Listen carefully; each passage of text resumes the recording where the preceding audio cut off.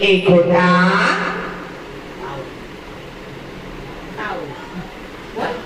एक होता आणि एक होती चिवने बांधलं मीनाचं घर, आणि काऊने बांधलं. शेणाचं घर, एकदा काय झालं पाऊस, काऊचं घर आवून गेलं. मग काऊवाला चिवकडे काय म्हणाला? चिवताई चिवताई चिवताई चिवताई दार उघड. मग चिव म्हणाली थांब माझ्या बाळाला आंघोळ घालते.